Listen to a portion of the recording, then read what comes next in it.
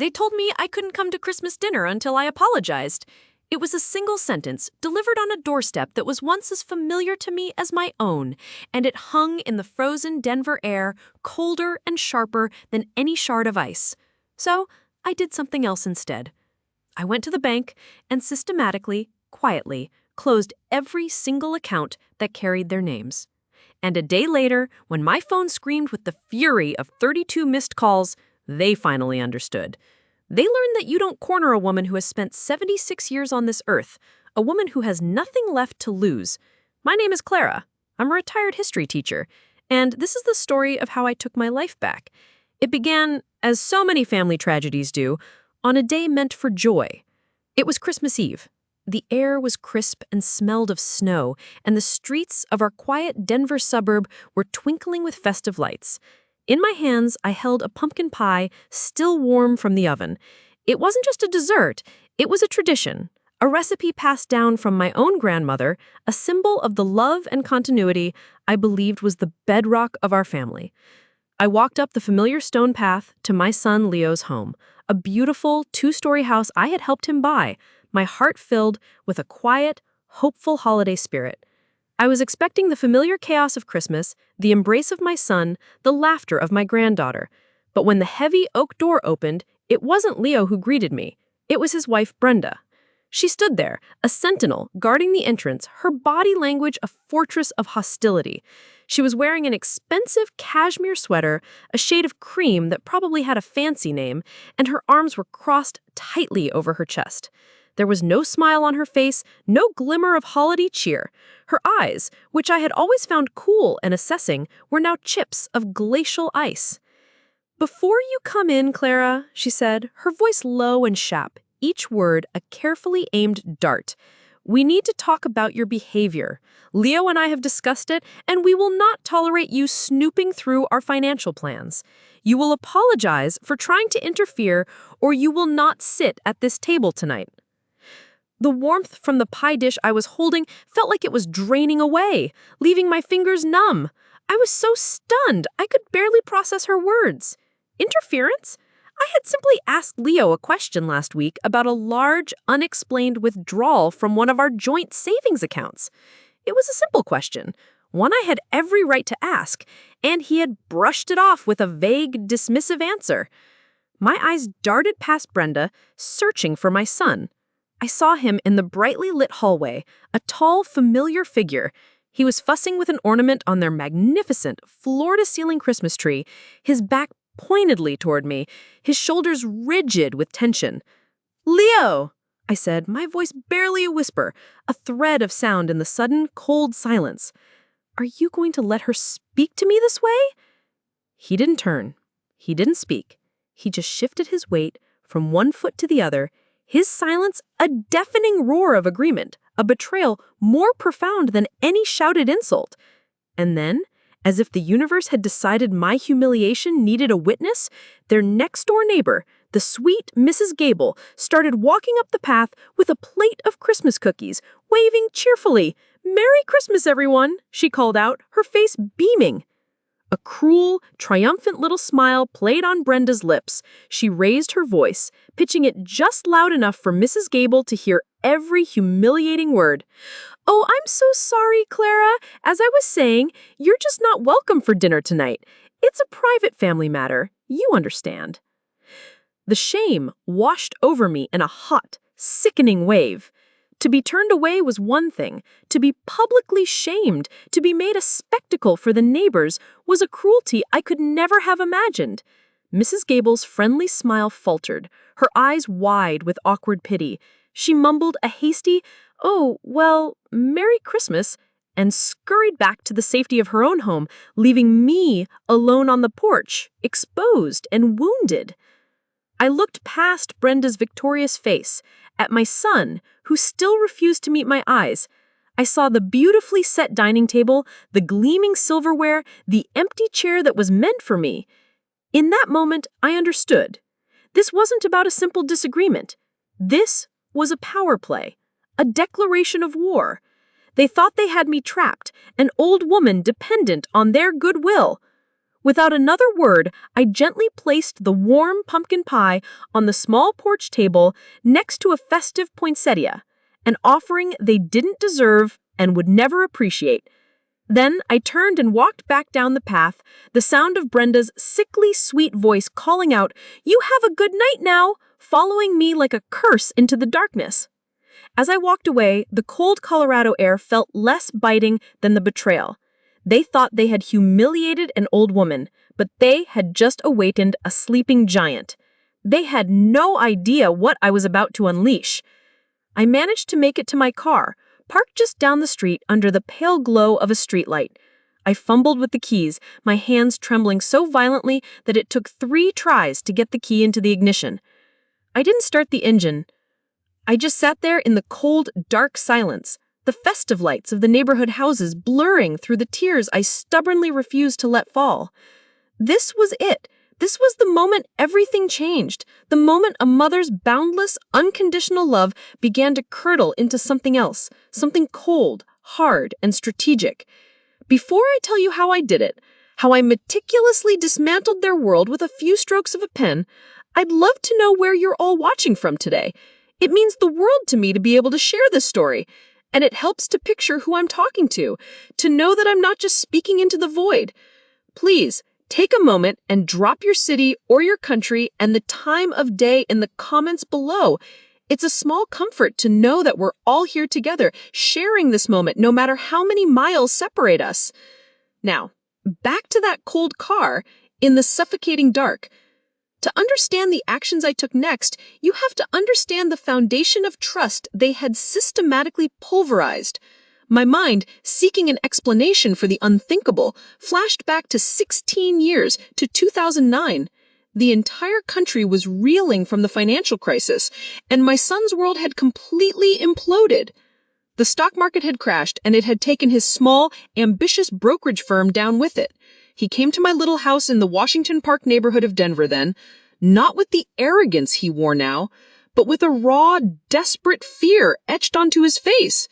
He was 30 years old, a new father to my precious Sarah, and he was utterly, completely broken. "Mom, I don't know what to do," he'd whispered, his head buried in his hands as he sat at my familiar kitchen table. "The bank is calling every day. We're going to lose the house.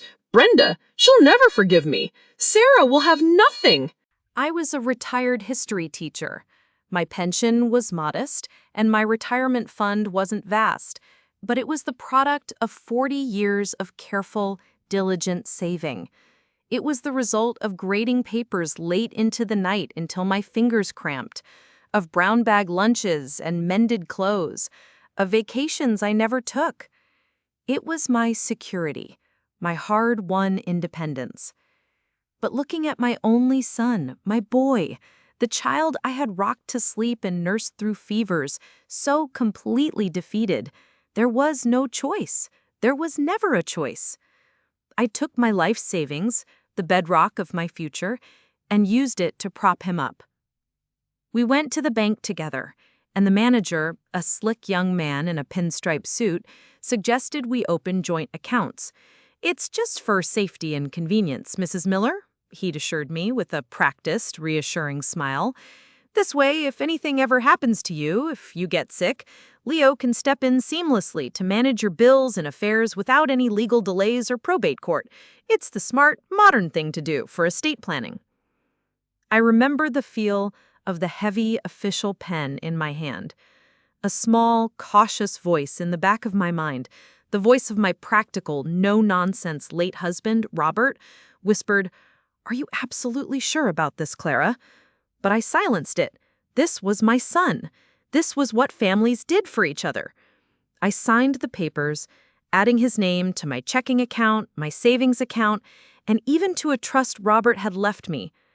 Leo squeezed my hand across the polished desk, his eyes wet with genuine tears. "Thank you, Mom. You saved us. I'll never forget this." His gratitude was real then. I have to believe it was. But gratitude, I have learned the hard way, has a shelf life. Over the years, as his career recovered and their lifestyle became more and more extravagant, his gratitude faded. slowly replaced by a quiet, creeping entitlement. The safety net I had created out of love became their personal line of credit, their slush fund. And that signature, my signature, made in a moment of maternal sacrifice, became the very weapon they now wielded against me with such breathtaking cruelty. I had signed those papers believing in family, in trust, in the unbreakable bond between a mother and her son. Tonight, sitting alone in the cold, I finally realized I hadn't created a safety net. I had forged the bars of my own cage. While I was driving home through the silent, snow-dusted streets of Denver, my heart a solid block of ice in my chest, the celebration at Leo and Brenda's house continued, albeit with one empty chair at the table. But one person at that table wasn't celebrating. One person saw the cruelty for what it was. My granddaughter, Sarah. She was only 19, a freshman at the University of Colorado Boulder, home for the holidays. She had her father's height but my eyes that saw everything, and a heart that was still pure and uncorrupted by the casual greed that had consumed her parents. She told me later, in a flood of tearful words, exactly what happened after I left. The moment the door clicked shut behind me, Brenda had let out a triumphant little laugh, a sound like glass shattering. Well, that's that. She'd glided back to the dining room with the smug air of a victorious general. Some people just need to be reminded of their place. Leo had remained silent, his jaw tight, but he'd taken his seat at the head of the table and picked up his wine glass. His compliance, his utter failure to defend me, was a clear endorsement of his wife's viciousness. Sarah sat at the far end of the table, a silent observer. She told me she felt a knot of ice form in her stomach. She pushed the perfectly cooked food around on her plate, the festive meal tasting like ash in her mouth. She watched her parents. She saw the way Brenda would lean in and whisper to Leo, their heads close together, their smiles sharp and conspiratorial. They were a team, a united front, and their target was clear. The evening wore on, a hollow performance of holiday cheer. The conversation was loud and brittle, filled with talk of stock portfolios and plans for a lavish ski trip to Aspen after the New Year.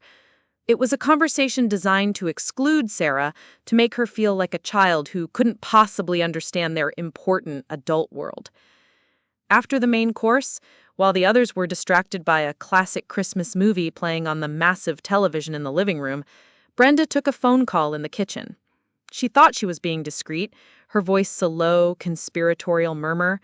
But Sarah, on her way to get a glass of water, her senses on high alert, heard snippets of the conversation through the half-open door. "No, he's completely on board," Brenda was saying, her voice dripping with satisfaction. "He knows it's for the best. We just need her to sign the power of attorney next week. The lawyer said once we have that, it's airtight. He's going to talk to her about it on Friday." Power of attorney. The legal term sent a chill down Sarah's spine. She knew what that meant. It meant total control. It meant signing over your life. Brenda continued, oblivious to her daughter listening in the shadows. "Once we have control of the estate, we can list the Denver house immediately. The market is ridiculously hot. That, plus the rest of her portfolio, Aspen will be more than just a vacation. It'll be a down payment on our own place there." Sarah froze, pressing herself against the cool wall of the hallway, hiding from view. Her mother wasn't just planning to spend my money on a whim. This was a calculated, long-term strategy. She was planning to liquidate my entire life, to sell the home I had lived in for 40 years, the home where I had raised her father, the home filled with every memory I held dear. Her heart pounding in her chest, a sickening mix of fear and fury. She knew she had to find proof. She couldn't confront them without it. They would just lie, gaslight her and call her a dramatic child. She waited. She waited until the movie was over, until the wine had been finished, until her parents had gone upstairs, their laughter echoing down the hallway, the sound of victors dividing their spoils. Fueled by adrenaline, she crept into her father's home office. The room was dark, lit only by the faint, pulsing glow of the computer's sleep light. She held her breath, her hands shaking as she moved the mouse. The screen flickered to life. His email was already open. It took her less than a minute to find what she was looking for. A folder in his inbox, labeled with a chillingly innocuous name. Clara Estate Planning. Her fingers trembled as she clicked it open, and what she found was far worse than a vacation plan. It was a cold, calculated plot to erase me from my own life. The next morning, Christmas Day, my doorbell rang. It wasn't the cheerful sound of carolers or neighbors dropping off gifts. When I opened the door, I found Sarah standing on my porch, her face pale and etched with a gravity far beyond her 19 years. She clutched a thin manila folder to her chest as if it contained a terrible secret, which, as it turned out, it did. "Grandma, we need to talk, and you have to promise me you'll stay calm." I led her to the kitchen table, the same table where I had helped Leo with his homework and listened to his dreams. A sense of dread, cold and heavy, settled in my stomach. I knew this wasn't about a fight with her boyfriend or a bad grade on a final exam. This was something far more serious. She laid the folder on the table and slid it towards me. I looked at Dad's computer last night," she confessed, her eyes filling with tears. "I know I shouldn't have, but I heard Mom on the phone and I had a terrible feeling. Grandma, I'm so sorry." My hands trembled as I opened the folder. Inside were printed emails. Not just one or two, but a chain stretching back for months. A meticulous, horrifying record of their conspiracy. It was a conversation between my son, Leo, and an estate lawyer I'd never heard of, a man named Mr. Peterson. I read the words, and the world seemed to tilt on its axis. Each sentence was a separate, calculated betrayal, a dagger to the heart. The subject lines alone were a punch to the gut. Power of attorney strategy, asset liquidation timeline, C. Miller, long-term care options, and most chillingly, establishing incompetency.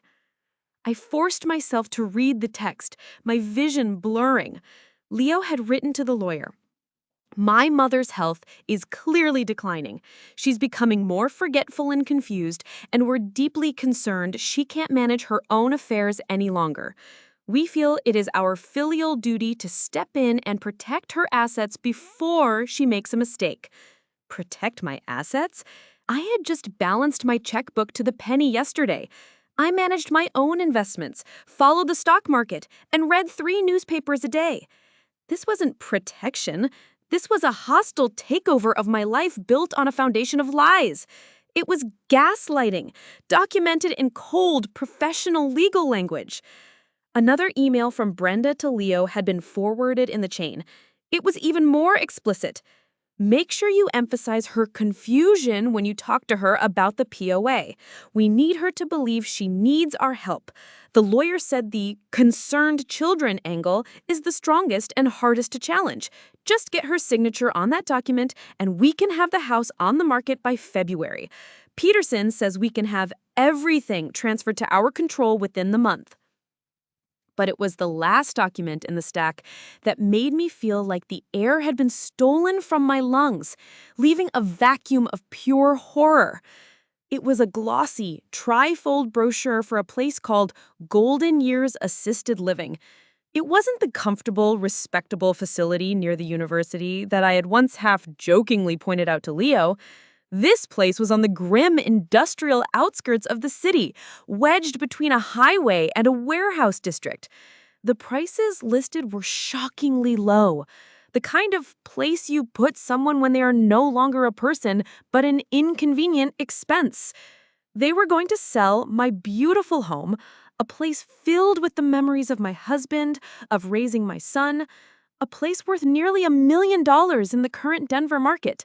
They were going to take all my savings, my investments, my very identity, and then dump me in a cheap, depressing facility to live out my final years, forgotten and warehoused.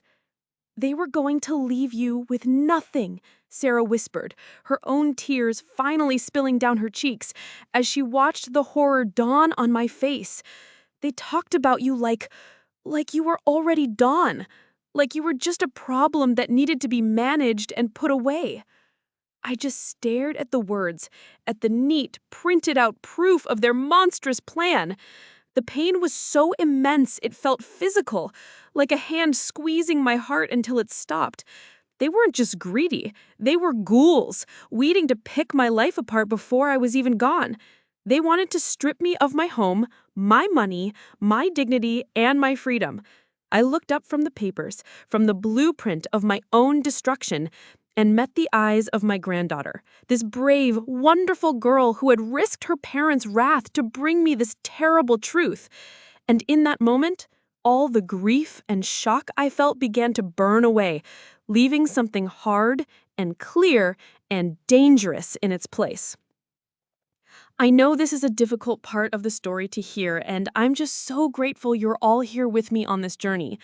I have to ask you, what would you have done in my shoes? What goes through your mind when you realize the people you trust the most are actively planning your downfall? Please let me know in the comments. Your perspective and your strength mean so much to me. Looking at those papers, the pain in my chest hardened into something else. It wasn't sadness anymore. It was ice-cold resolve. They had made their move. Now it was my turn. Just as Sarah was gathering the horrifying documents back into the folder, her hands still shaking, my phone began to ring. The shrill sound cut through the heavy silence in my kitchen like a surgeon's scalpel. We both froze. The caller ID flashed a name that now felt like a stranger's, a villain's. Leo. My heart gave a hard, painful thump against my ribs. It was one thing to read about his betrayal. It was another to hear his voice, knowing the chilling intent behind it.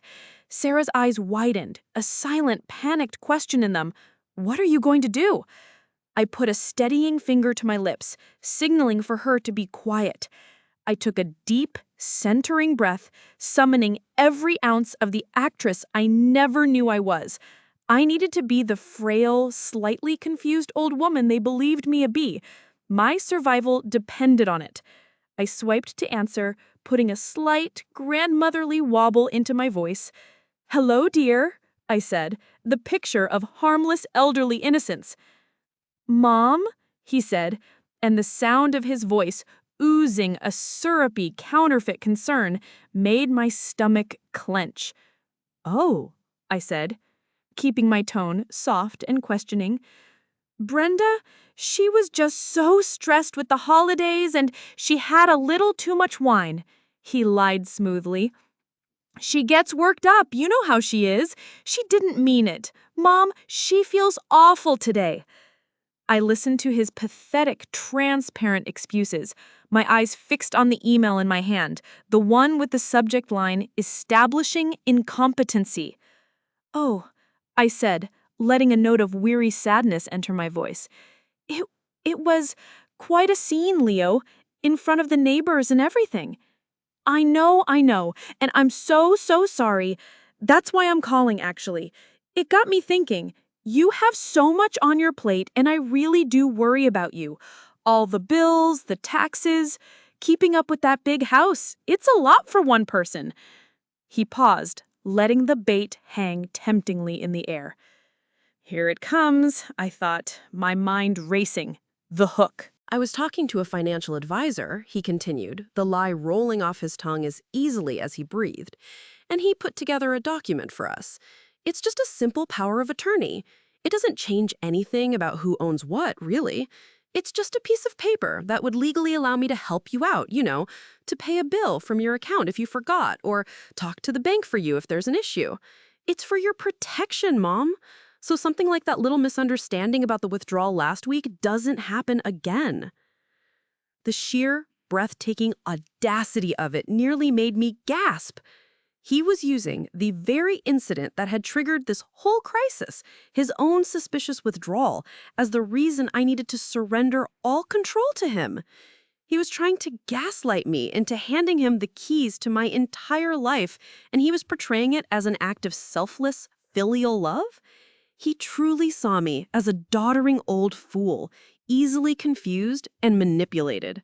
For years, I had let him see me that way because it was easier than confrontation, easier than admitting my son had grown into a man I didn't entirely trust. That was over. A cold, calm, crystalline clarity settled over me. He hadn't just called to apologize. He was calling to set the trap. And in doing so, he had given me the one thing I desperately needed: an opening, an opportunity to play his game on my terms. "Why, Leo," I said, my voice filled with a carefully manufactured relief. "That sounds very thoughtful of you. You always were such a good son, always looking out for your old mother." I could almost hear the smug, self-satisfied smile in his voice. "Of course, Mom. I just want to make things easier for you. I want you to be able to relax and enjoy your retirement." "Well, that sounds like a wonderful idea," I said, my mind already leaping ahead, the pieces of my own counterplan clicking into place like the tumblers in a bank vault lock. "Why don't you bring the papers over tomorrow afternoon? We can sit down with a cup of tea and go through them together." "Really? That's great, Mom. That's a huge relief. I'll come by around 2 o'clock. "I'll be waiting, dear," I cooed, my voice dripping with the sweet poison of his own deception. "I'll even bake some of your favorite oatmeal raisin cookies." I hung up the phone. Sarah was staring at me, her mouth agape, her eyes wide with disbelief. "Grandma, what are you doing? You can't sign those papers. You can't let him in the house." I looked at her, and for the first time in 48 agonizing hours, I smiled. A real, genuine smile. It felt like stretching a muscle I hadn't used in years. "Oh, sweetheart," I said, my voice now firm and clear. "I have no intention of signing anything. I'm just buying us some time." He had no idea he wasn't talking to his forgetful old mother. He was talking to the woman who was about to dismantle his entire world. The moment Leo's manipulative call ended, my quiet, grief-stricken home transformed into a war room. The kitchen table, where just moments before I had read the horrifying blueprint of my own demise, was now my command center. The rest of Christmas Day was a blur of feigned normalcy for Sarah's sake. We exchanged small gifts and watched an old movie, but my mind was a whirlwind of calculations and strategies. The real work began that night. I didn't sleep. I couldn't. I was energized, fueled by a purpose so clear and sharp it felt like a beacon in the suffocating fog of betrayal. "All right, sweetheart," I said to Sarah, who was watching me with a mixture of awe and deep concern. She had insisted on staying the night, unwilling to leave my side. She became my trusted lieutenant in this quiet, desperate coup. "What do you need, Grandma? Just tell me." "Everything," I said, pointing to a heavy file box tucked away in the bottom of my hall closet. "Every bank statement, every insurance policy, every tax return, every scrap of paper from the last 20 years. We spent the next few hours, with the house bathed in the soft glow of a single lamp, spreading the documents across my large dining room table. It was a paper trail of my life, a tangible history of my hard work, my late husband Robert's careful planning, and our shared dreams. And woven through it all, like a poisonous, invasive vine, was Leo's name. His name on my primary checking account, his name as a co-trustee on the inheritance from Robert, his name as a secondary beneficiary on my life insurance policy. Each signature I had made out of love and a naive sense of family duty now looked like a catastrophic mistake, a glaring vulnerability that they were planning to exploit to its fullest, most cruel extent. Sarah was methodical, a godsend of calm efficiency. She helped me sort the papers into neat, organized piles. Bank of America, Charles Schwab, New York Life. As we worked, I talked her through it, partly to organize my own racing thoughts, and partly to teach her the harsh lesson I learned far too late in life. "You see this?" I said, tapping a bank statement for a joint savings account that held a substantial portion of my liquid assets. When we opened this, the banker called it a convenience, but the law calls it equal ownership. That means he can walk into any branch at any time and withdraw every single penny, and it's perfectly legal. They thought this was their key, their easy way in. Then I pulled out the thick, leather-bound folder containing the original trust document Robert had set up for me. I ran my finger over the complex legal clause about appointing and removing trustees. And this was their end game. They thought they could use a fraudulent power of attorney to seize control of my role as primary trustee. But your grandfather was a smart, cautious man. He had the lawyers include a clause about removing any trustee who was found to be acting not in the primary beneficiary's best interest. I looked up and met Sarah's intelligent eyes. Their own emails, the ones you found, are the undeniable proof I need that they have failed that sacred duty. As I organized, a clear, 3-step battle plan formed in my mind. Step 1, Operation Sever. I needed to cut every single financial tie that bound me to him, close every joint account without exception. Step 2, Operation Shield. I needed to create a new ironclad legal structure, a new trust, that they could never penetrate, no matter how many greedy lawyers they hired. Step 3, Operation Legacy. I needed to ensure that my life's work, and Robert's, would go to the one person who had proven her loyalty, her courage, and her love. I found the original business card of a senior banker I had trusted for years, a man named Mr. Davies. It was a long shot, but I prayed he was still there. I wrote down his name, along with a precise, bullet-pointed list of my accounts and my non-negotiable demands.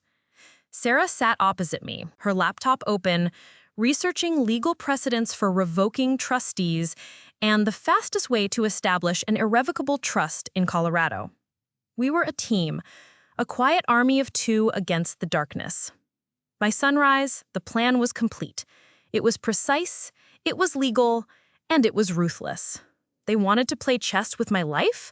I was about to checkmate them in one move. That Friday morning, the day Leo was scheduled to arrive with the papers that would effectively end my life as I knew it, I was already on the move. There was no time to waste. I dressed not like a grieving mother or a confused old woman, but like the formidable, no-nonsense history teacher I once was. I chose a pressed wool blazer, a crisp blouse, and my most sensible shoes. My silver hair was neatly coiffed. I looked like a woman who commanded respect, a woman who meant business. Sarah drove me, her presence a silent, steady source of strength in the passenger seat. We didn't talk much on the way to the downtown Bank of America branch, the largest in the city. We didn't need to. Our shared purpose filled the car with a powerful electric energy. I walked into the bank's polished marble lobby, the folder of documents tucked under my arm like a shield, and asked the concierge specifically for Mr. Davies. To my immense relief, the woman recognized the name. He was still there, now a senior vice president in the wealth management division. A few minutes later, he emerged from a hallway of glass-walled offices, a kind-faced man with silvering hair and a warm, familiar smile. "Clara Miller," he said, shaking my hand warmly as he led me back to his spacious office. "It's been too long. It's wonderful to see you, though I hope everything is all right." We sat in the comfortable chairs opposite his large mahogany desk. I didn't waste a second on small talk. I laid out the situation calmly and concisely. I didn't let my voice tremble. I didn't get emotional. I presented the facts as if I were delivering a lecture on the causes of the Civil War. I told him about the joint accounts, set up years ago out of a mother's desire to help her son in a time of crisis. Then I slid a copy of the most damning email, the one detailing the plan to have me declared incompetent, across his desk. He read it, his friendly, professional expression slowly hardening into one of grave concern and quiet outrage. He looked up at me, his eyes full of a deep, empathetic understanding that I desperately needed in that moment. "Clara," he said, his voice low and serious, "I am so incredibly sorry that you are going through this. This is a clear and despicable form of elder financial abuse, and I want you to know that this bank will do everything in our power to help you secure your assets immediately. His validation, his use of that powerful phrase, financial abuse, was like a balm on a raw, gaping wound. It affirmed that I wasn't overreacting. I wasn't being cruel. I was a victim fighting back. I want to initiate proceedings to close every joint account bearing my name and Leo Miller's, I said, my voice firm and unwavering. I want my portion of all funds transferred to a new, individual account under my name only, today. He nodded, already typing rapidly on his computer. Unilateral closure of a joint account is absolutely within your rights, Clara. We can start that process immediately. The funds will be frozen pending division, and your half will be secured. Given the circumstances, he said, his eyes meeting mine with a look of grim determination, I will personally expedite this. The full transfer should be finalized and reflected in the system within 24 to 48 hours. A window of risk. A day or two where things could go wrong, but it was a necessary risk. Good, I said, my heart pounding with a mixture of terror and triumph. Next, I said, I need to speak with your legal department. I am here today to establish a new, irrevocable living trust. For the next 2 hours, Mr. Davies and a sharp, compassionate lawyer from the bank's trust department worked with me. We were like a team of surgeons, meticulously excising a cancerous growth from my financial life. We systematically dismantled the structure I had built over a lifetime and rebuilt it as an impenetrable fortress. We drew up the documents for the Clara Miller Irrevocable Living Trust. It was designed to be untouchable, unchangeable, a shield against any future legal challenges from my son or his wife. Then came the most important part. The lawyer, a woman named Ms. Albright, looked at me over her glasses. And the sole beneficiary of this trust, upon your passing, will be... I looked her straight in the eye, my voice as clear and steady as a bell. My granddaughter, Sarah Elizabeth Miller. I signed the final document, my hand surprisingly steady. The clock on the wall read 11:30 a.m. The wheels were in motion. A wave of relief, so profound and overwhelming, it almost made me dizzy, washed over me. I had done it. I had taken the first, decisive step to save myself. I'm so glad you're still here with me. It takes a lot of courage to face these things, even just as a listener. And it means so much to know you're still on this journey with me. If you're still here, if you're waiting on the edge of your seat to see what happens next, just do me a favor and type the number 1 in the comments so I know you're right here with me. Thank you for your support. Now, as I left that bank, a sense of grim victory in my heart, I knew I had a 24 to 48-hour window. The clock was ticking. The question that consumed me was, would they realize what I had done before it was too late? While my financial freedom was being meticulously processed in the quiet, secure servers of Bank of America, a completely different reality was playing out across town. It was Saturday, the day after my visit to the bank. Leo and Brenda, blissfully unaware of the guillotine that was slowly, silently descending on their gilded lives, decided to celebrate their presumed victory. They went to the Cherry Creek Shopping Center, the most luxurious and expensive mall in all of Denver, for what Brenda called a pre-celebration of our new chapter. Brenda, of course, documented the entire grotesque affair for her small but curated audience of Instagram followers. I know this because Sarah, with a morbid sense of curiosity that I completely understood, showed me the posts later that evening.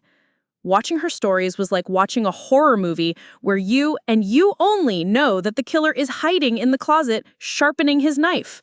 The first post was a smug selfie of them in the car, their oversized sunglasses hiding their eyes but not their self-satisfied grins. The caption was a masterpiece of hypocrisy. To new beginnings. Time to celebrate the future and all the hard work it took to get here. #blessed. #family first. #secure future. The hashtags felt like a personal insult, each one a tiny digital dagger. Their first stop was Neiman Marcus. Brenda posted a video, a shaky, amateurish tour of a glass case filled with eye-wateringly expensive designer handbags. Decisions, decisions, she narrated with a giddy, affected laugh. Which one says, I've finally arrived? She settled on a ridiculously expensive Gucci bag, a monstrosity of leather and logos, holding it up for a photo. The price tag was discreetly hidden, but I knew it was likely more than my monthly pension check. Next, they moved on to the Rolex store. Leo, who already wore a perfectly good Omega watch that I had given him for his 30th birthday, spent nearly an hour trying on new models. Brenda filmed him as he posed in the mirror, flexing his wrist at different angles like a movie star. My handsome husband deserves a serious upgrade, she cooed in the video, her voice dripping with false admiration. He's worked so hard to secure our family's future, a true provider. He settled on a gleaming, ostentatious gold monster of a watch, one that cost more than my first car. The polite, deferential clerk swiped their joint debit card, my joint debit card, the one linked to the account that was, at that very moment, being drained and closed. The transaction went through without a hitch. The funds hadn't been fully separated and flagged yet. It was the last gasp of my hard-earned money being used to fuel their grotesque delusion. They capped off their morning of plunder with a lavish lunch at a chic bistro, ordering a bottle of French champagne that cost more than my entire weekly grocery budget. Brenda posted a photo of their glasses clinking together, the new watch and the new handbag strategically placed in the shot, sparkling under the restaurant's artful lighting. The caption was the most galling of all, a true masterpiece of deceit. Celebrating loyalty and family. It's so important to have people in your life you can trust and rely on. So grateful for a mother who taught us the value of planning for the future. They were toasting me. They were using my money to toast the woman they were actively, methodically robbing, the woman they planned to discard like a piece of old furniture. They were celebrating how they were going to take all my money, and they were crediting me for the idea. Their confidence was absolute, breathtaking in its arrogance. They truly believed they had won.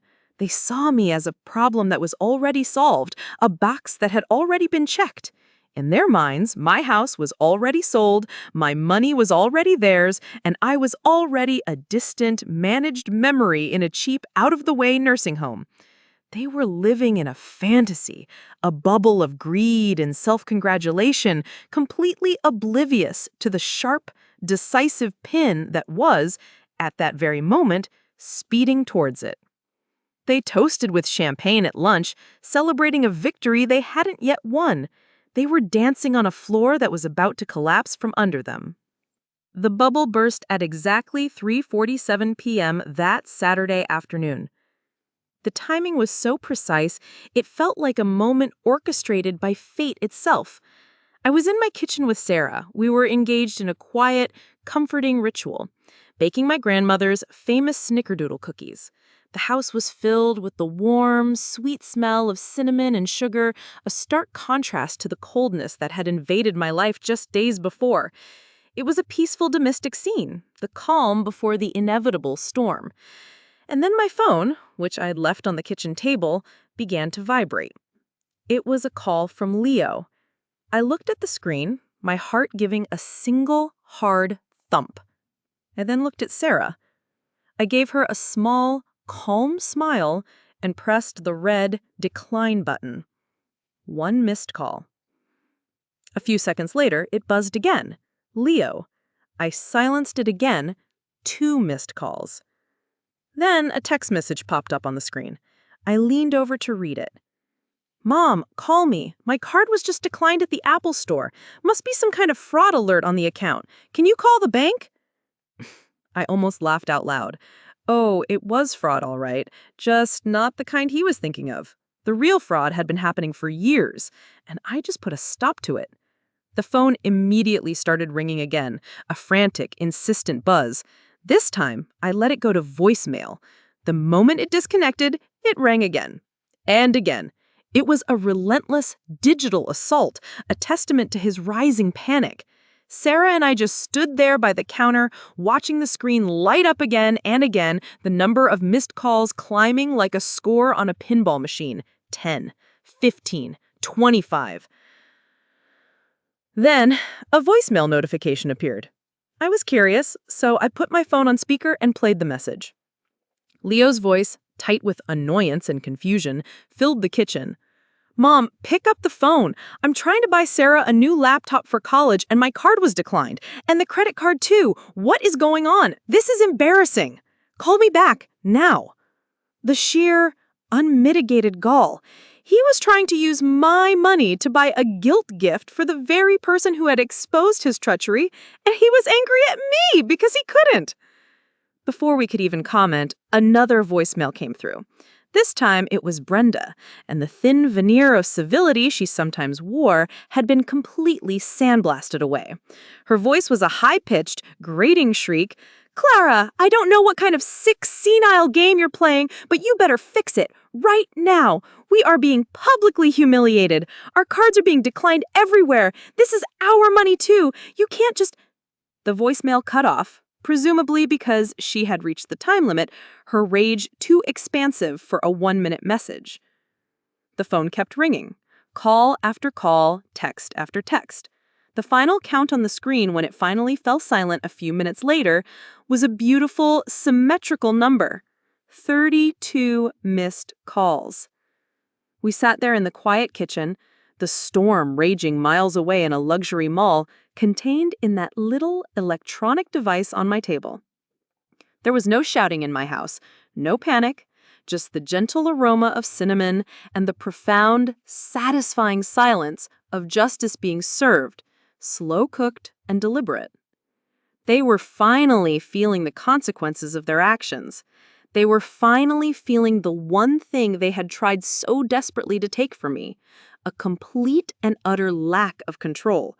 They had pushed and pushed, expecting me to bend, to break, to fade into obscurity. They never, in their wildest, most arrogant dreams, expected me to push back. Each missed call was like a note in a symphony of their own making. The show was just beginning, and I knew, with a certainty that settled deep in my bones, that the final act was about to take place right at my front door. The sun had just set, painting the western sky in dramatic streaks of orange and purple, casting long, dramatic shadows across the snow-covered lawns of my neighborhood. The tranquility of the evening was shattered when the headlights of Leo's expensive SUV sliced through my living room window, a harsh, invasive beam of light. They were here. I had been expecting them. I took a slow, deliberate sip of my tea, my hands perfectly steady, and placed the cup and saucer gently on the end table. Sarah sat in the large armchair by the fireplace, a book open on her lap, though I knew she wasn't reading a single word. We were both waiting, two soldiers in a trench, listening to the approach of the enemy. The doorbell didn't just ring. It was assaulted, a series of sharp, angry, percussive jabs, followed by loud, insistent pounding on the solid wood of the door. It was the sound of spoiled, entitled children who had been denied their prize and couldn't comprehend why. I took another slow, centering breath before walking to the door. I didn't rush. I made them wait. I looked through the peephole. It was them, their faces illuminated by the warm glow of my porch light, twisted into ugly masks of rage and disbelief. Brenda was practically vibrating with fury, her perfectly manicured hands clenched into tight fists. Leo just looked pale and frantic, like a cornered animal. I unlocked the deadbolt, turned the knob, and opened the door just wide enough to face them, keeping the chain lock engaged. "You have 5 minutes to state your business," I said, my voice calm and even, the voice of a teacher addressing unruly students. Brenda pushed against the door, rattling the chain. 5 minutes? You destroy our lives and you give us 5 minutes? Open this door, you crazy old woman! She screamed, her voice echoing in the quiet, peaceful street. "If you continue to shout, I will close the door and call the police," I said, my tone unwavering. That seemed to get through to Leo. "Brenda, stop!" he hissed, pulling her back. He looked at me, his eyes wide with a desperate plea. Mom, please, just let us in. We need to understand what happened. I paused for a moment, then slid the chain free and opened the door. Brenda pushed past me, storming into my home as if she owned it, her expensive heels clicking angrily on my hardwood floors. "How dare you," she spat, whirling to face me. "You have no right." Leo followed, closing the door behind him with a soft, defeated click. He looked less angry and more completely bewildered. "Mom, what did you do?" he pleaded, his voice cracking. "I went online. The accounts, they're all gone. The savings, the checking, it's all empty. What did you do?" I walked calmly to my dining room table and gestured for them to sit. They remained standing, too agitated, too full of furious energy to be still. So I sat down, the sole figure of tranquility in a sea of their self-inflicted chaos. I had prepared a folder for this very moment. I opened it and slid a single piece of paper across the polished wood towards them. It was a copy of the final confirmation from Bank of America. A simple document, black ink on white paper, detailing the closure of all joint accounts and the transfer of assets. "To answer your question, Leo," I said, my voice as cool and clear as the glass of water on the table, "I have protected myself. What you see as empty, I see as secure. The portion of the funds that was legally mine, earned over a lifetime of work and careful investment by your father and I, is no longer accessible to you." Brenda snatched the paper, her eyes scanning it wildly, as if the words might change if she stared at them hard enough. "Your portion? That was family money. That was our inheritance, our future. You can't just take it." "An inheritance," I replied, looking her directly in the eye, my gaze steady and unblinking, "is something that is given, usually after a person has passed away. It is not something that is taken by force or by stealth while they are still breathing. You seem to have confused the two concepts." Leo finally slumped into a chair at the table, his head in his hands. "Mom, how could you do this to us without any warning? Without even talking to us?" "Talking?" I asked, a genuine note of disbelief coloring my voice. "Was that what you planned to do this afternoon, Leo, when you were going to bring over the power of attorney documents? Were you planning to talk? Or were you planning to have me sign a document that would render me legally incompetent and financially powerless?" His head snapped up, his face a canvas of shock, guilt, and dawning horror. He had no idea I knew. His silence was his confession. He stared at the beneficiary line on the trust document, his face crumbling. "Sarah, you gave it all to her?" And that's when the real storm broke. Brenda let out a sound that was half gasp, half a guttural snarl. "Sarah? You cut out your own son, your only child, for that manipulative little brat?" She turned, her eyes scanning the room wildly, as if expecting Sarah to be hiding behind a curtain, the mastermind of this entire affair. "Where is she? I knew she was a part of this. She's been poisoning you against us." At that moment, a floorboard creaked in the hallway that led to the guest room. Sarah emerged, stepping into the light of the dining room. She wasn't cowering, she wasn't hiding. She stood tall, her chin held high, the book she had been pretending to read, now left behind. In her hands was another folder, the one containing the damning emails, the blueprint of their betrayal. "I'm right here, Mom," she said, her voice clear and steady, ringing with a strength and conviction that I had never heard from her before. It was the voice of an adult, not a child. "And Grandma didn't give me anything. She protected her. She protected her legacy, our family's legacy, from you." Leo looked at his daughter, his own flesh and blood, as if she were a complete stranger, an enemy combatant. "Sarah, what are you talking about? What have you done?" he stammered, his face a mask of confusion and dawning dread. "Me?" she shot back, taking a deliberate step forward, closing the distance between them. "What have I done? I did what you should have been doing all along, Dad. I looked out for my grandmother. I protected her when you wouldn't." With a firm, resolute motion, she walked to the table and laid her folder open right next to mine. She didn't throw the papers down in anger. She placed them there with the solemnity of a prosecutor presenting irrefutable evidence to a jury, exhibits A, B, and C in the trial of their character. "Here," she said, tapping the top email with her finger, her voice sharp and accusing. "Here is your estate planning. Here is your carefully crafted strategy to have Grandma declared incompetent, to gaslight her into thinking she was losing her mind." She slid another paper forward. "Here is your plan to sell her house out from under her, the house you grew up in." Then she picked up the glossy, cheerful brochure for the Golden Years Assisted Living Facility, holding it up between her thumb and forefinger as if it were a piece of garbage. "And here is where you were going to dump her after you took everything she ever worked for, so you could buy a vacation home in Aspen." The silence in the room was absolute, a crushing weight. It was broken only by Brenda's sharp, ragged breaths.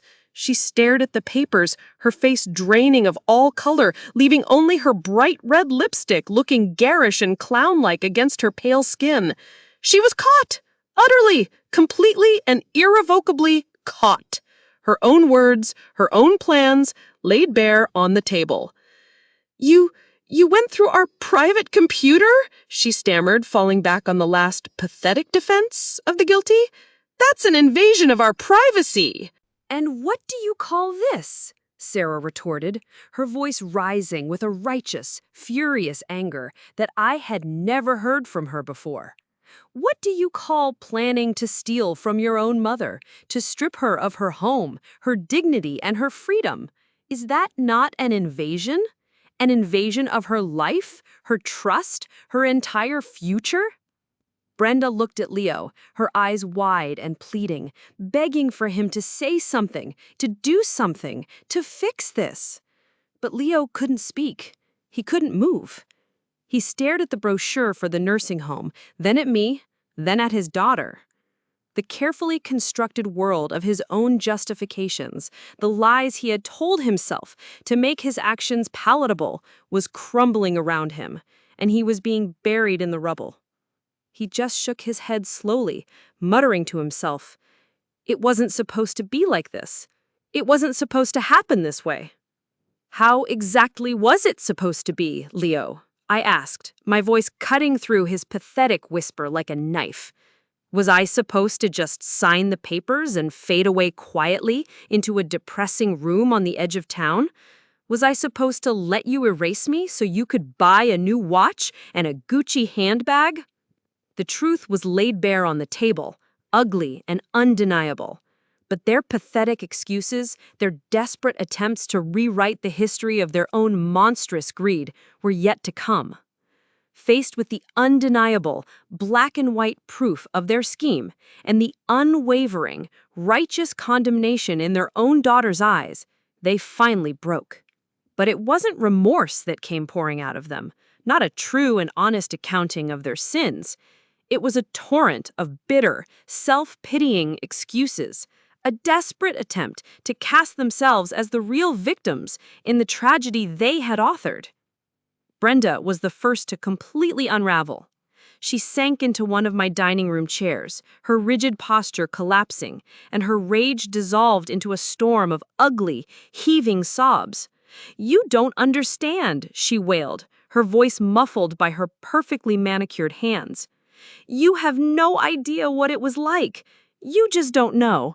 I grew up with nothing, absolutely nothing." She lifted her head, her expensive makeup streaked with tears, her eyes wild with a resentment that clearly had been festering for decades, a poison she had carried her whole life. "Do you know what it's like to wear shoes with cardboard stuffed inside to hide the holes? To have to lie to your friends at school about the wonderful summer vacation you never took? To watch them get brand new cars for their 16th birthday while I was working after school at a greasy diner to help my parents pay the rent on our tiny apartment?" She was on her feet now, pacing back and forth in the small space between the table and the wall, a caged animal, spitting out the venom she had held inside for so long. You, with your secure teacher's pension and your paid-off house, you never had to feel that shame, that constant, gnawing, soul-crushing feeling that you are less than everyone else. We deserved this. We earned a chance to finally feel secure, to have the beautiful things we never had. That money wasn't just yours. It was the remedy for everything we suffered. It was owed to us. It was a stunning, breathtaking performance. She was trying to reframe her calculated greed as a righteous quest for justice, her planned theft as a form of reparations for the slights of her childhood. Then Leo, who had been silent and broken, began to speak. His voice was low and gravelly, thick with a different but equally toxic kind of poison, a deep, corrosive shame.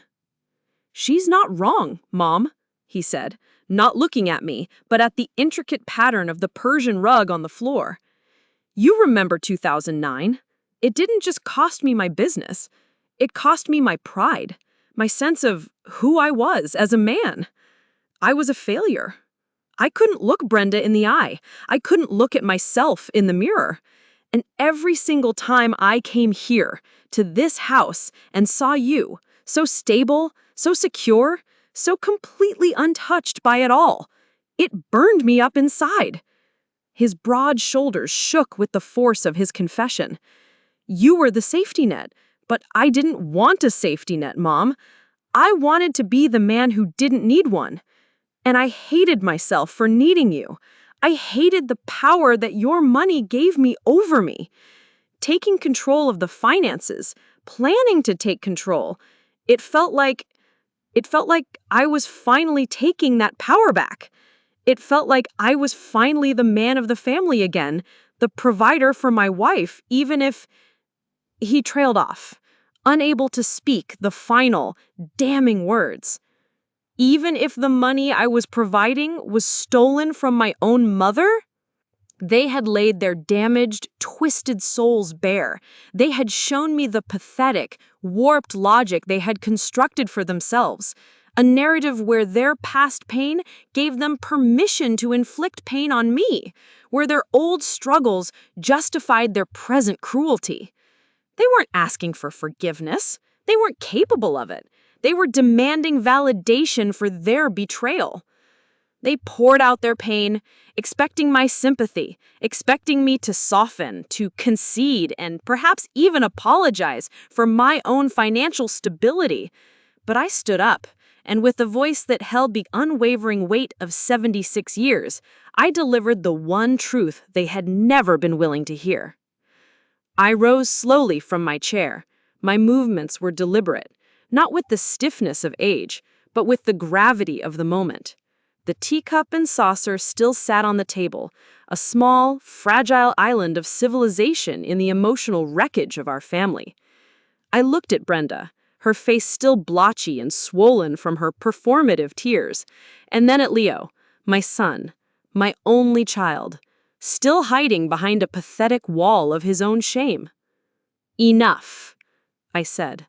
The word wasn't loud, it wasn't shouted, but it cut through their self-pitying tirade and hung in the air with the absolute finality of a judge's gavel. They both fell silent, their excuses dying on their lips. They looked at me, and perhaps for the first time that night, they saw me not as an obstacle or a bank account, but as a woman, a person, who was about to deliver a verdict. I spoke to Brenda first, my voice even and clear, devoid of anger, filled only with a profound, sorrowful clarity. "I do understand shame, Brenda. I grew up during the lean years after the war, a time when people had even less than you did. I was the one stretching a single chicken to feed a family of 4 for 3 days. I was the one darning my husband's socks until they were more thread than sock, so we could afford new shoes for Leo. Suffering is not a contest, and it is certainly not a license to inflict suffering on others. Pain explains behavior. It does not excuse it." Her mouth tightened into a thin, bitter line, but she said nothing. Then I turned my gaze to my son. It was the hardest thing I had ever had to do. And you, Leo. Your shame from 2009? I saw it. It broke my heart to see you suffer so deeply. But a man's worth is not measured by the size of his stock portfolio or the price of his watch. It is measured by his integrity, by his character. You felt powerless, so you decided the only way to feel powerful was to render your own mother powerless. You let your shame curdle into greed and deceit. But failure is not a free pass to betray those who love you. I took a breath, letting my words sink into the suffocating silence of the room. My voice grew stronger then, imbued with the unshakable conviction of a truth I now understood down to my very bones. We all have pain. We all have scars. We all have moments of failure and shame that we carry with us. That is the human condition. But you do not get to use your scars as a weapon to wound others. You do not get to use your past struggles to justify present cruelty. I walked over to the table and placed my hands flat on the evidence of their betrayal. The emails, the brochure, the cold, hard proof. You had choices. At every single step of this disgusting plan, you had a choice. You could have chosen honesty. You could have chosen gratitude. You could have chosen integrity. But you chose lies. You chose greed. You chose a path that led you right here, to this moment, where you have lost not only my money, but far more importantly, you have lost the love and respect of your own daughter. Sarah, who had been watching silently from the doorway, took a step forward, her presence a powerful affirmation of my words. "You're right, Grandma. They had choices. And now, I have one too. And I choose you.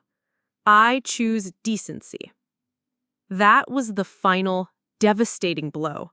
Leo physically crumpled, sliding down the wall to sit on the floor, his face buried in his hands, his shoulders shaking with silent, defeated sobs. Brenda just stood there, her mouth opening and closing like a fish out of water, but no sound came out. She was utterly, completely defeated. "The money is gone," I said, my voice softer now, filled not with triumph, but with a deep, aching sadness for what was irrevocably lost. But that is not what is truly gone here tonight. The trust is gone. The respect is gone. The family we once were is gone. And that is a loss of your own making. I walked to the front door and opened it, letting the cold December night air rush in, a cleansing wind. "Now, please leave my house." As the door closed behind them, a profound silence fell over the house. But it wasn't an empty silence. It wasn't a lonely silence. It was the sound of peace. It was the sound of freedom. In the months that followed that terrible night, there were, of course, the predictable aftershocks. A few desperate, pleading letters from lawyers, which my own sharp, capable lawyer handled with swift, dismissive efficiency. A handful of tearful, manipulative voicemails from Leo on my birthday and Mother's Day, which I deleted without listening to the end. But the war was over. I had fought for my life, for my dignity, and I had won. And with that victory came a profound, life-altering sense of clarity. The beautiful, spacious house in Denver, the one I had fought so hard to protect, suddenly felt like a cage. It was filled with too many ghosts, too many painful memories. It was a museum of a life that no longer existed, a life I now realized had been built on a foundation of lies and illusions I had refused to see. It was time to let it go. It was time to truly be free.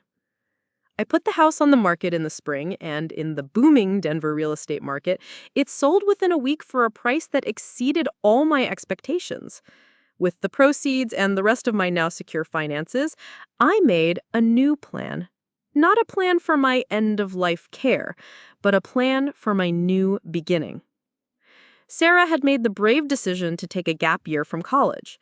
The confrontation with her parents had shaken her to her core, and she needed time and space to heal. to figure out who she was away from their toxic, manipulative influence. "I'll go wherever you go, Grandma," she told me one afternoon, her eyes clear and determined. And I knew with a certainty that warmed my heart that she meant it.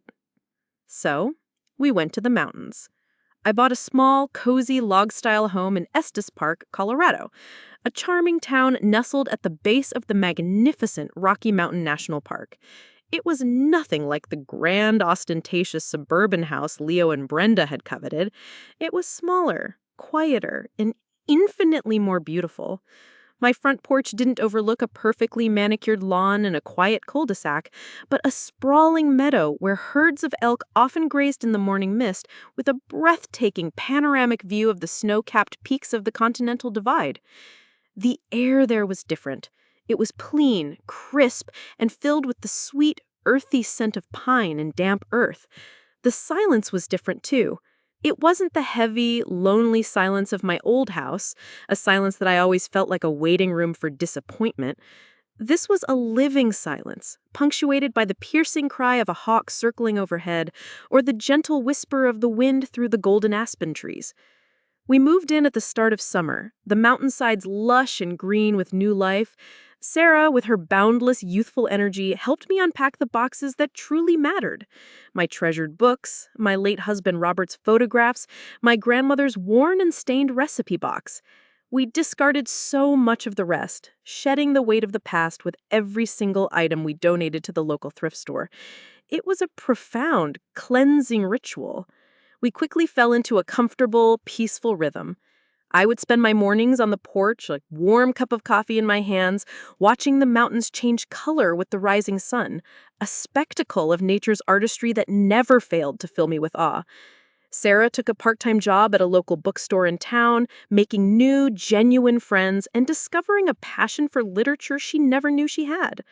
In the afternoons, we would often go for walks, exploring the gentle, sun-dappled trails, breathing in the clean mountain air, and talking. We talked about everything and nothing. Books, history, her dreams for the future, my memories of the past. We were not just grandmother and granddaughter anymore. We were partners. We were survivors. We were two women, one at the twilight of her life and one at the dawn of hers, building a new life from the ground up on a foundation of honesty, mutual respect, and unconditional love. We were healing together. One evening, sitting on the porch, a fire crackling in the outdoor stone fireplace, watching the sunset paint the mountains in impossible hues of orange and pink, I knew with every fiber of my being that I had made the right choice.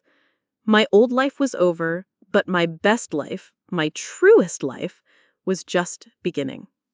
That night, long after Sarah had gone to bed, I sat at the small wooden desk in my new bedroom, the cool, pine-scented mountain air gifting in through the open window. A blanket of stars, brighter than I had ever seen them in the city, was scattered across the vast, dark sky. I took out a piece of my best stationery, the kind reserved for important letters, and a good fountain pen. I had already secured her financial future, but I knew, with a deep and certain conviction, that I needed to leave her something more important, something more lasting. A legacy of words, a legacy of strength. "My dearest Sarah," I began, the pen gliding smoothly across the creamy paper. "If I have learned anything in my 76 years on this earth, it is this.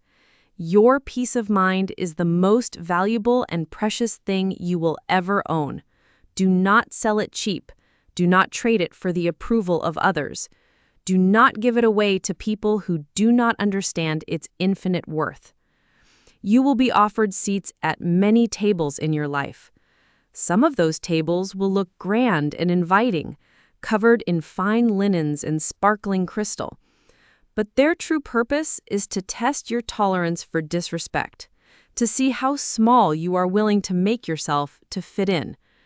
Learn to recognize these tables, and always have the courage to get up and walk away. Your father and your mother were broken by their pasts, And in their brokenness, they tried to use my future to fix themselves. They believed that money could heal their wounds, that it could fill the empty spaces inside them. But all it did was poison them, turning their pain into a weapon. The greatest inheritance I can leave you is not the money and the trust, but the unshakable knowledge that you are whole and worthy all on your own. Your value is not determined by your bank account, your house, or the approval of others. It is inherent. It is absolute. Never let anyone convince you otherwise. You stood up for what was right when it was hard and terrifying. You spoke the truth when silence would have been so much easier.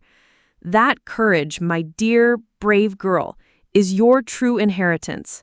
Guard it well, nurture it, and use it to build a life of dignity, kindness, and unwavering self-respect.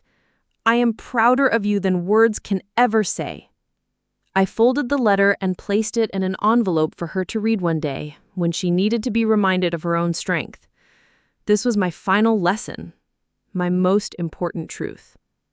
As I finish my story, I want to speak directly to you, the person who has been listening right now. Thank you. Thank you for spending this time with me, for walking with me through the darkest and brightest moments of this incredible journey. The world can often make us feel small, powerless, or voiceless, especially as we get older. We are often told to keep the peace, to not make waves, to put the comfort of others before our own well-being. But I am here to tell you that your peace matters more than their comfort. The silence can be golden, but sometimes saying no, drawing a firm line in the sand, is the diamond that saves your life. It allows you to reclaim your story, to become the author of your own next chapter. I have one last question for you. Have you ever had to make a difficult choice to protect yourself or your peace of mind? What was that line in the sand for you? Please, if you feel comfortable, share your story or your thoughts in the comments below.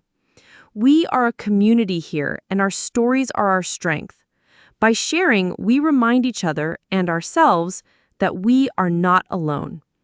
Thank you for listening. Remember to like this video if my story resonated with you, and subscribe for more stories of life and resilience. Most importantly, take care of yourselves, because you are worth fighting for. Until next time.